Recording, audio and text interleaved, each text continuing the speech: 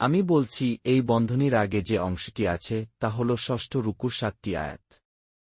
আপনারা জানেন সেই অংশটির মূল বিষয়বস্তু কি? সেই রুকুর সার্বিক থিম ছিল বনি ইসরায়েলকে, বিশেষত ইহুদিদের, নবী মুহাম্মদ সাল্লাল্লাহু আলাইহি ওয়াসাল্লামের প্রতি ঈমান আনার জন্য আহ্বান। এখন সেই সাধারণ বিষয়টি একবার শুরুতেই বলা হয়েছে।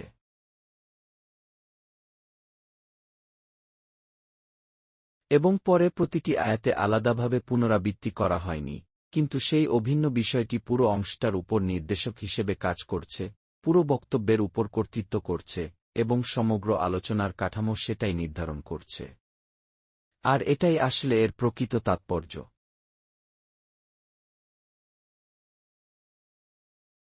এখন যদি আমরা আমাদের দৃষ্টি এই আয়াতগুলোর দিকে স্থির করি, তাহলে বুঝতে পারব এর অর্থ কি। অর্থ এই যে, প্রতিটি উম্মাহর একটি নির্দিষ্ট যুগ ছিল যখন নবী মুহাম্মদ সাল্লাল্লাহু আলাইহি ওয়াসাল্লাম পৃথিবীতে আগমন করেননি। সেই সময় পর্যন্ত যে উম্মাহ ছিল তাদেরই ছিল দায়িত্ব ও দিন। উদাহরণস্বরূপ,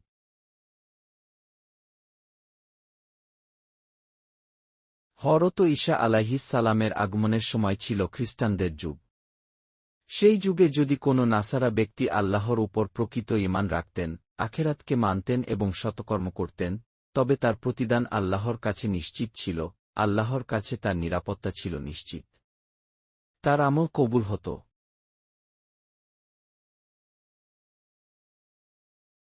এর আগের যুগে, যখন হযরত মূসা আলাইহিস সালামের নবুয়তের সময় ছিল, তখন যদি কোনো ইহুদি আল্লাহর উপর ঈমান রাখতেন, আখেরাতকে মানতেন এবং সৎকর্ম করতেন, তখনও তার প্রতিদান আল্লাহর কাছে নিশ্চিত হতো।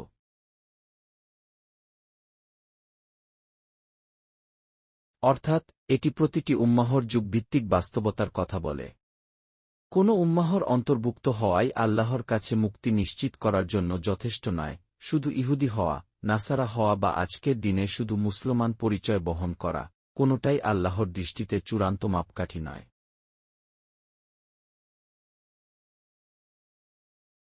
এমনকি হযরত ঈসা আলাইহিস সালামের আগেও যদি কেউ ইহুদি ছিলেন, কিন্তু তার ভেতরে আল্লাহর উপর সত্যিকারের ঈমান না থাকত, আখেরাতের বিশ্বাস না থাকত, সৎকর্ম না থাকত, তবে তার সব পরিচয় অর্থহীন হয়ে যেত।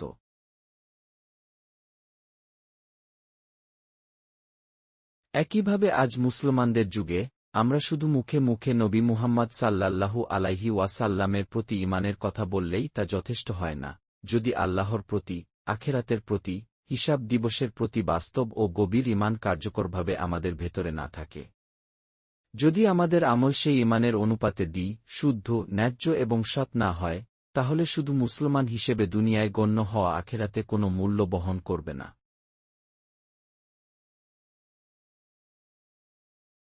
ঠিক এটাই এই আয়াতের সারকথা। যারা সত্যি ঈমান আনে, কাজ করে এবং ঈমান অনুযায়ী জীবন পরিচালনা করে, তারাই সফল, নামমাত্র পরিচয় নয়।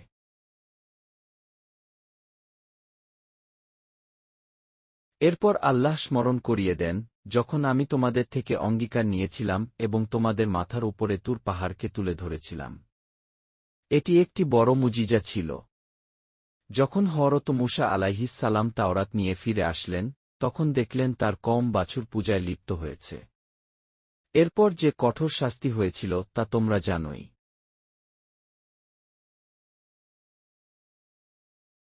সেই শাস্তির পর মূসা আলাইহিস সালাম তাদের মধ্য থেকে ৭০ জনকে নিয়ে আবার তুর পাহাড়ে গেলেন, সেখানে তারা আল্লাহর কাছে তাওবা করল, ক্ষমা প্রার্থনা করল এবং আল্লাহর সাথে নতুন অঙ্গীকার করল।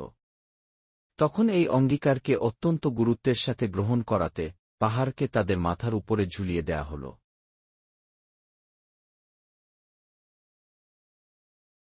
সে যুগ ছিল মুজিজার যুগ, মানবজাতি তখনও উন্নত বোধশক্তির পরিপক্বতায় পৌঁছায়নি, তাই চাক্ষুষ মুজিজা দেখানো হতো। কিন্তু নবী মুহাম্মদ সাল্লাল্লাহু আলাইহি ওয়াসাল্লামের যুগ থেকে শুরু করে আজ অবধি চোখে দেখা মুজিজা আর নেই। এখন মুজিজা হল কুরআন, এটি বুদ্ধিভিত্তিক মুজিজা, চিরন্তন প্রমাণ, যুক্তি, প্রজ্ঞা ও সত্যের আলো।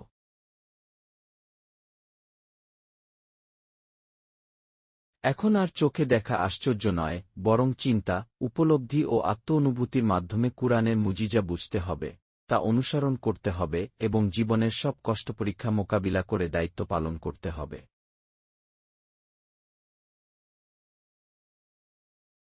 আল্লাহ বলেছেন, আমি যে কিতাব তোমাদের দিয়েছি তা দুইভাবে ধারণ করো, যা তাতে আছে তা স্মরণে রাখো, যাতে তোমরা আল্লাহর ক্রোধ, অসন্তোষ, আখেরাতের শাস্তি থেকে রক্ষা পাও। কিন্তু এই অঙ্গীকার নেয়ার পরও তোমরা সরে গেলে, তোমাদের কাজ হয়ে গেল অঙ্গীকারের বিপরীত। যদি আল্লাহর অনুগ্রহ ও দয়া তোমাদের উপর না থাকত, তবে তোমরা বহু আগেই ধ্বংস হয়ে যেতে।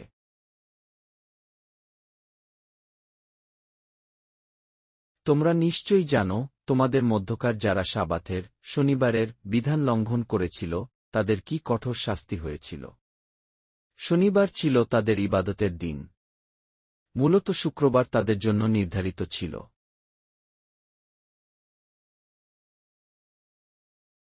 কিন্তু তারা নিজেদের ইচ্ছায় শনিবারকে পবিত্র দিন হিসেবে গ্রহণ করে নেয়।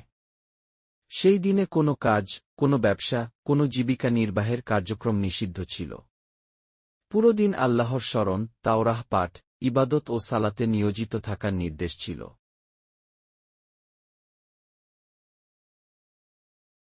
কিন্তু আকাবার সমুদ্রত্বে একটি গোত্র ছিল, তাদের জীবিকা ছিল মাছ ধরা। আল্লাহ তাদের পরীক্ষা করলেন, শনিবার মাছ প্রচুর পরিমাণে তীরে উঠে আসত, আর অন্যান্য দিনে খুব কম দেখা যেত। তারা ধীরে ধীরে প্রতারণার পথ ধরল, শনিবার মাছ আটকে রাখত, রোববার তুলে নিত, যা স্পষ্ট ধোঁকাবাজি ও গোনাহ ছিল।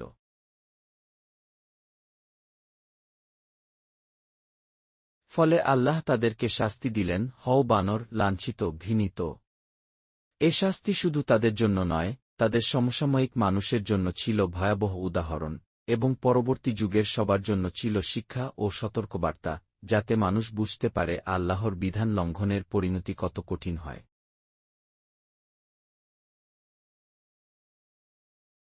তারপর আরেকটি ঘটনা, অত্যন্ত শিক্ষণীয় ঘটনা, যখন মূসা আলাইহিস সালাম তার কওমকে বললেন, আল্লাহ তোমাদেরকে একটি গরু কোরবানি করতে আদেশ করেছেন।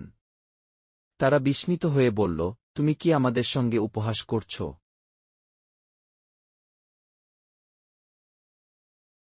তাদের মনে গরুর প্রতি সম্মান বা পবিত্রতার ভুল ধারণা তৈরি হয়েছিল, যা তখনকার বহু জাতির প্রভাবে এসেছিল।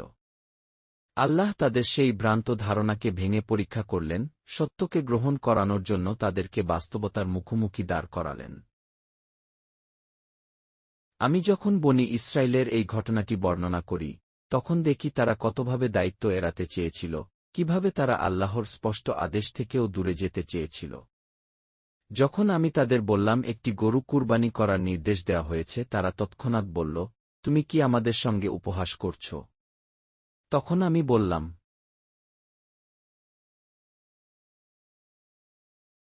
আমি আল্লাহ সুবহানাহু ওয়া তাআলার আশ্রয় চাই যাতে আমি অজ্ঞ ও মূর্খদের অন্তর্ভুক্ত না হই। আমি তো আল্লাহর রসূল, একজন নবী। তোমরা জানো, তোমরা বিশ্বাস করো, তা সত্ত্বেও আমাকে নিয়ে কৌতুক করার অভিযোগ তুলছ, এটা কি তোমাদের শোভা পায়?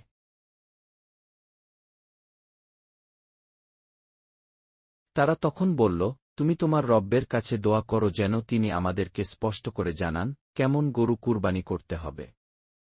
আমি বললাম, আল্লাহ তায়ালা বলেছেন একটি গরু, যা না খুব বুড়ো, না খুব কম বয়সী, মাঝামাঝি বয়সের হবে। এখন তোমরা যা বলা হয়েছে তাই করে ফেলো।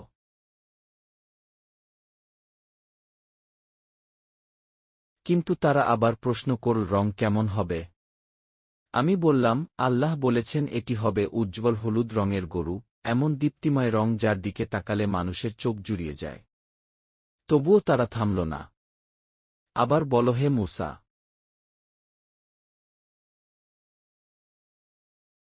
তুমি তোমার রব্বের কাছে দোয়া করো যেন তিনি আরও বিস্তারিত জানান, কারণ গরুগুলো আমাদের কাছে একই রকম মনে হয়। আমরা বিভ্রান্ত হয়ে গেছি, তাই তুমি আমাদের জন্য বিষয়টি সম্পূর্ণ পরিষ্কার করে দাও, ইনশাআল্লাহ আমরা তা মান্য করব, এড়িয়ে যেতে চাই না।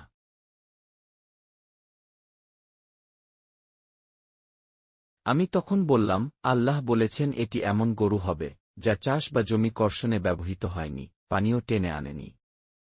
অর্থাৎ শ্রমে ব্যবহৃত নয়, এটি হবে অক্ষত, সুস্থ, পরিশুদ্ধ। তার গায়ে কোনো দাগ থাকবে না, একেবারে একরঙা হবে। এবার আর কোনো প্রশ্ন করার কিছু অবশিষ্ট রইল না। তখন তারা বলল, হ্যাঁ, এখন বিষয়টি পুরোপুরি পরিষ্কার হয়েছে। সত্য কথা তুমি আমাদের জানিয়ে দিলে। তারা অনিচ্ছা সত্ত্বেও শেষ পর্যন্ত কুরবানি করলেই।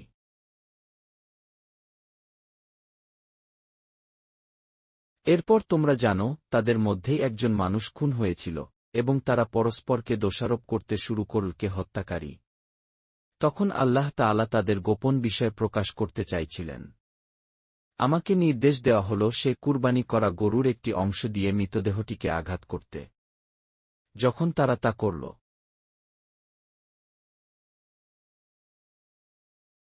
আল্লাহর কুদরতে মৃত ব্যক্তি জীবিত হয়ে উঠল এবং নিজের হত্যাকারীর নাম বলে দিল, তারপর আবার মারা গেল। এভাবে আল্লাহ তাদের সামনে একটি বিরাট নিদর্শন প্রকাশ করলেন, যেভাবে মৃতকে তিনি আবার জীবিত করবেন, কিয়ামতের দিন সবাইকে পুনরুত্থিত করবেন, ঠিক এভাবেই, কোনো সন্দেহ ছাড়াই।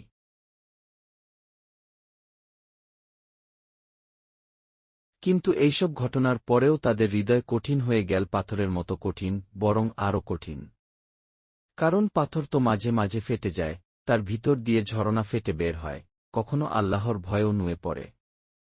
অথচ তাদের হৃদয় এতটাই কঠিন হল যে তারা এসব নিদর্শন থেকেও শিক্ষা নিল না। এই অংশটিতে আমি বিশেষ জোর দিই।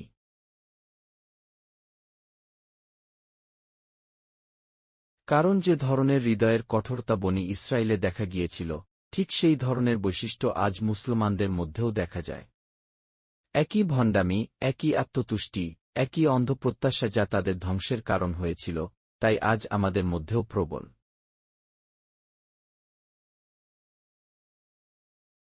এরপর আল্লাহ মুসলমানদের উদ্দেশ্যে প্রশ্ন করলেন, তোমরা কি এখনও আশা করো যে এরা তোমাদের প্রতি ঈমান আনবে?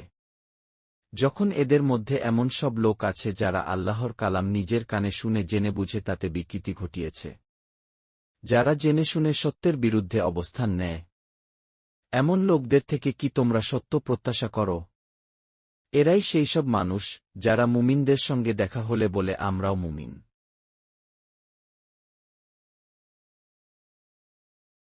কিন্তু নিজেদের মধ্যে গোপনে একে অপরকে ধমক দিত কেন? তোমরা মুসলমানদেরকে জানাও, তাওরাতে কি আছে যা মুহাম্মদ সাল্লাল্লাহু আলাইহি ওয়াসাল্লাম এর সত্যতাকে প্রমাণ করে। কিয়ামতের দিন যেন তারা এসব কথা প্রমাণ হিসেবে ব্যবহার করতে না পারে। তারা কি বোঝে না যা তারা গোপন রাখে বা প্রকাশ করে সবই আল্লাহ জানেন?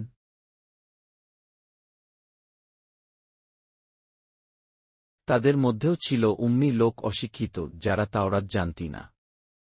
শুধু কিছু কল্পনা, কিছু গল্প, কিছু আত্মগর্বের দাবি, আমরা আল্লাহর প্রিয় জাতি, আমাদের আগুন কখনো গ্রাস করবে না, করলেও মাত্র কয়েক দিনের জন্য, এসবই তাদের মনগড়া ভাবনা। অথচ বাস্তবে আল্লাহর কিতাবে এসবের কোনো ভিত্তি নেই। আজ মুসলমানদের মধ্যেও একই মানসিকতা, শুধু এই ভেবে নিশ্চিন্ত হওয়া যে আমরা মুহাম্মদ সাল্লাল্লাহু আলাইহি ওয়াসাল্লাম এর উম্মত, তাই জান্নাত আমাদের নিশ্চিত। এগুলো একই রকম কল্পনা।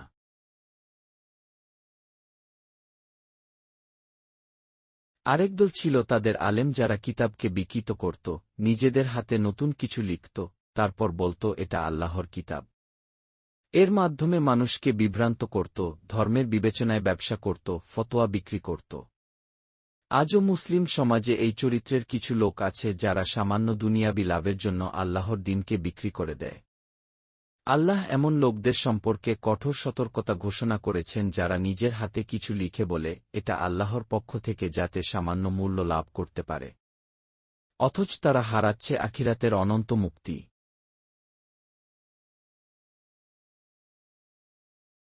তারা আবারও বলত জাহান্নামের আগুন আমাদের ছুঁতেই পারবে না, কেবল অল্প কয়েক দিনের জন্য। তখন আল্লাহ বলেন, তোমরা কি আল্লাহর কাছ থেকে কোনো ওয়াদা পেয়েছ? যদি এমন কোনো অঙ্গীকার থাকে তা দেখাও, নইলে তোমরা আল্লাহর ওপর মিথ্যা আরোপ করছ।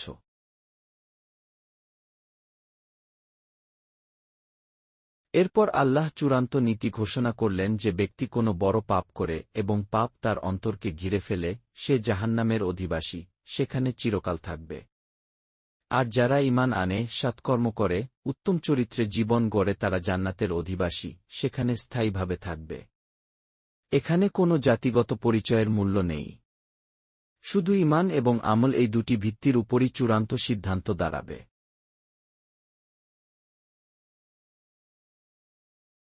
শেষে আমি জানালাম উত্তর আমেরিকার Islamic organisation of North America মুসলিমদের হৃদয়ে কুরআনের চেতনা ফিরিয়ে আনতে কাজ করে এবং অমুসলিমদের কাছে ইসলামের বার্তা পৌঁছে দেয়।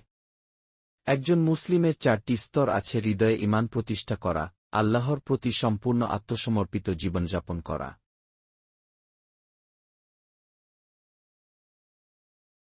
মানবজাতির কাছে ইসলামের দাওয়াত পৌঁছে দেওয়া এবং ন্যায়ভিত্তিক ইসলামী সমাজ ব্যবস্থা প্রতিষ্ঠার জন্য সর্বোচ্চ চেষ্টা করা। সংগঠনটির উদ্দেশ্য এই 4টি দায়িত্ব পালনে মুসলমানদের সাহায্য করা, নিজেদের জীবন, পরিবার, সমাজ এবং অমুসলিমদের কাছে দাওয়াত প্রচারে সহায়তা করা, শুধু আল্লাহর সন্তুষ্টি অর্জনের উদ্দেশ্যে।